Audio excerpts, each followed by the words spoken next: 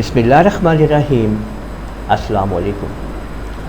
आज हम ये सीखने जा रहे हैं कि डेस्कटॉप वॉलपेपर कैसे चेंज किया जाएगा।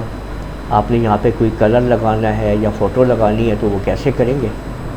तो सिंपल आप लोगों ने यहाँ पे राइट क्लिक करना है और पर्सनलाइज पे आ जाना है। नेक्स्ट विंडो आपके सामने मौजूद है। इस वक्त हम विंडो 10 यूज़ कर रहे हैं। यहाँ पे आपने अपना चूज़ करना है अपनी रिक्वायरमेंट को कि बैकग्राउंड पे आपने क्या लाना है। यहाँ से आप चूज़ करेंगे कि आपको पिक्चर लानी है, आपको सॉलिड कलर लाना है, स्लाइड शो या कोई भी चीज़। अगर आप पिक्चर पे क्लिक करेंगे तो आपके सामने पिक्चर्स आ जाएंगी। ब्राउज़ के ऊपर क्लिक करने से आप उस फोल्डर में चले जाएंगे जहाँ से आपने पिक्चर लेके आनी है, या यहाँ पे आपने जो भी पिक्चर लगानी है आप उसके ऊपर क्लिक करेंगे, वो पिक्चर आपके पास वहाँ पे आ जाएगी।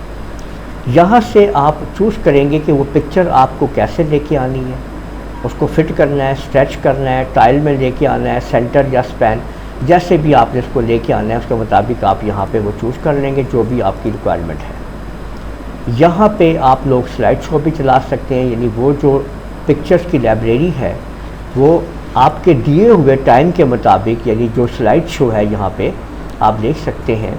ये देखें कि 30 मिनट का वक्फ़ा है, 1 मिनट का वक्फ़ा है, उसके मुताबिक वो चेंज करेगा आपकी स्लाइड शो को।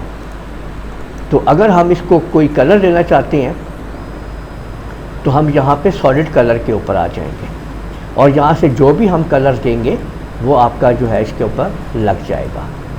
ये जो कलर आप लोग देख रहे हैं, इस कलर को कहा जाता है कि ये कूल कलर है, ठंडा कलर है, ये बेहतर है आपकी आइज़ के लिए।